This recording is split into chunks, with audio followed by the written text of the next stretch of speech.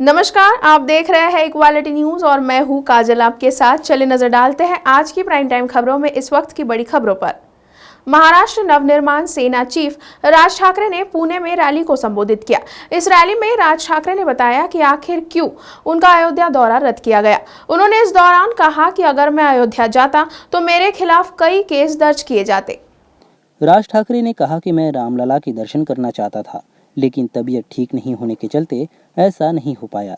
इसी के साथ ही जिस वक्त उत्तर प्रदेश में मुलायम सिंह की सरकार थी, उस वक्त कार सेवकों को जान से मारा गया। राज ठाकरे ने कहा कि मुझे बाद में समझ में आया कि ये सब एक ट्रैप था। अगर मैं अयोध्या जाता तो निश्चित ही मेरे साथ मेरे हजारों मनसैनिक मेरे साथ अयोध्या आते, फिर सब कार्यकर्ताओं पर केस किया जाता। मुझे गाली मिलेगी, चलेगा, मेरे ऊपर टिप्पणी की जाएगी, वो भी चलेगा, लेकिन मैं अपने कार्यकर्ताओं को नहीं फंसने दूंगा। इस दौरान महाराष्ट्र नवनिर्माण सेना के प्रमुख राज ठाकरे ने कहा, मैं प्रधानमंत्री नरेंद्र मोदी से अनुरोध करता हूं कि जल्द से जल्द यूनिफॉर्म सिविल कोड लाए, जनसंख्या नियंत्रण पर भी कानून लाए, औरंगाबाद का नाम बदलकर संभाजी नगर कर दिया जाए। यूपी स्थित ज्ञानवापी मस्जिद मामला थमने का नाम नहीं ले रहा है।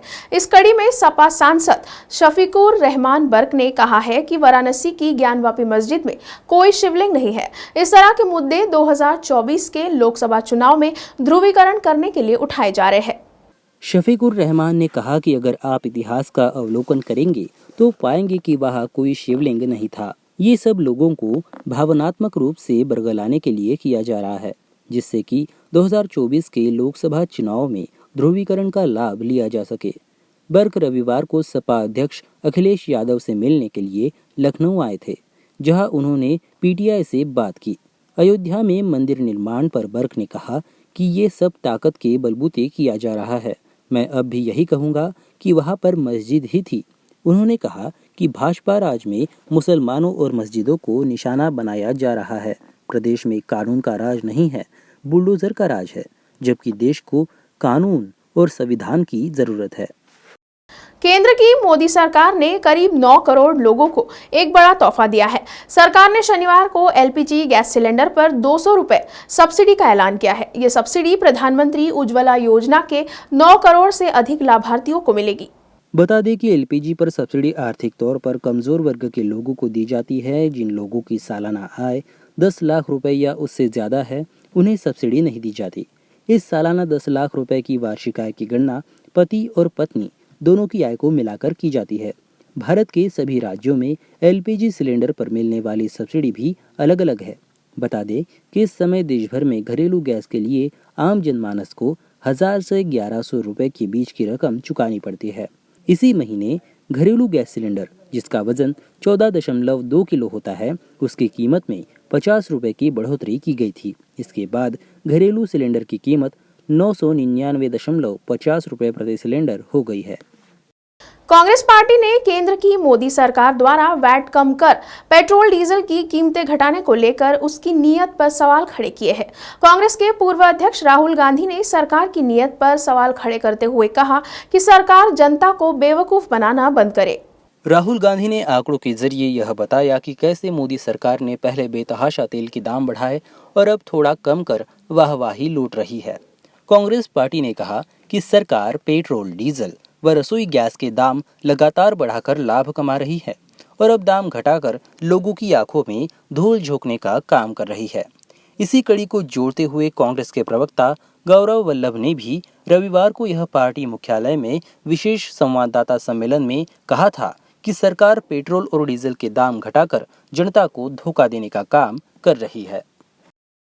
यूपी में जमीनी जालसाजी से जुड़ा एक मामला सामने आया है, जहां पर अनुसूचित जाति की महिला चंद्रावती अपनी कमाई से खरीदी गई जमीन को गंवा चुकी है। जालसाजों ने फर्जी दस्तावेज तैयार करके महाराजगंज तहसील, जिसे उत्तर प्रदेश की सबसे भ्रष्ट तहसील कहा जाता है, उसमें उनका गैंग सक्रिय है। लखनऊ के मोहनलालगंज तहसील के अंतर्गत ग्राम गौरा में ये मामला सामने आया है, जिसके अंतर्गत दलालों ने पीड़ित परिवार की जमीन, जो उन्होंने 2017 में गाटा संख्या 845 रकबा 1.864 5 बीघा खरीदी थी, उसमें से 3 बीघा जमीन फर्जी दस्तावेज हेराफेरी कर उक्त भूमि का 25 फरवरी 2021 को दलालों व भ्रष्टाचारियों ने विक्रय कर दिया। उक्त निबंधन कार्यालय महाराजगंज न्यायालय तहसीलदार के नाक के नीचे ऐसी घटना को अंजाम दिया गया, जिसमें चंद्रावती ने अपनी लगभग लाखों की संपत्ति को खो जाने पर पूरे परिवार में खामोशी फैली है। हम जो है सन 2017 में ज़मीन खरीदी थी, अब वो 5 साल हो गए खरीदे हुए, और आराम से हम लोग खेती बाड़ी कर रहे हैं, पन जोत बा रहे हैं आराम से, कोई दिक्कत नहीं हो रही थी। अब जो है हमको जो है पता चला बाद में 5 साल बाद, जो जल्दी रजिस्ट्री भी हो गई उसकी, हमको जानकारी भी नहीं। जब हमको जानकारी हुई है तो हमने रोका भी वहाँ, उसके बाद सब जगह एप्लीकेशन भी दिए हुए हैं, उसमें कार्रवाई कोई भी नहीं हो रही अभी तक। एप्लीकेशन कहाँ पे दी? महाराजगंज थाने में भी दिए हैं और तहसील में भी दिए हैं और यहाँ बछरावा थाने में भी दिए हैं। तो ये जो ज़मीन है वो किसके नाम है? ये हमारी मम्मी के नाम है, मम्मी के नाम है चंदावती, स्वर्गीय दशरथ। आप उनके लड़के हैं? हम इनके लड़के हैं। अच्छा, तो अभी तक कहाँ कहाँ पे शिकायत पत्र दिया गया? हमने महाराजगंज तहसील में दिए हैं, बछरावा थाने में भी दिए हैं, कोई सुनवाई भी नहीं हो रही अभी तक। अभी तक कोई सुनवाई नहीं? अभी तक कोई सुनवाई क्या नहीं। कहा गया है कि जब जाते हैं तो वहाँ जो है बताते हैं कि आपकी FIR लाज कर दी गई है, हो गया है। अभी तक हमारी कोई मुकदमा भी नहीं बन रहा, ना FIR हो रहा है। फर्जी सब मेरे को दोहरा रहे हैं 2 महीने से। ये ज़मीन मतलब किन दलालों ने खरीद ली है या फिर क्या आपको कैसे सूचना मिली? ये घटना तो जो स्थान है वहाँ का महाराजगंज तहसील का है। भाई जो लोग खरीदे हैं उन्हीं को हम जानते हैं।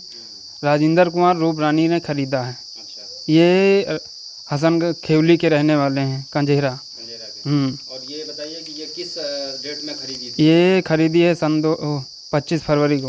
25 फरवरी को। आपको सूचना नहीं मिली थी? हमको सच नहीं, खरीदते समय सूचना नहीं मिली कोई। उत्तर प्रदेश से ओम प्रकाश की रिपोर्ट इक्वालिटी न्यूज के लिए। प्राइम टाइम खबरों में आज के लिए इतना ही। फिर होगी आपसे मुलाकात, तब तक के लिए आप देखते रहिए इक्वालिटी न्यूज़। और भी अधिक जानकारी के लिए आज ही हमारे फेसबुक पेज को लाइक और फॉलो करना ना भूलें। साथ ही हमारे यूट्यूब चैनल को सब्सक्राइब करें।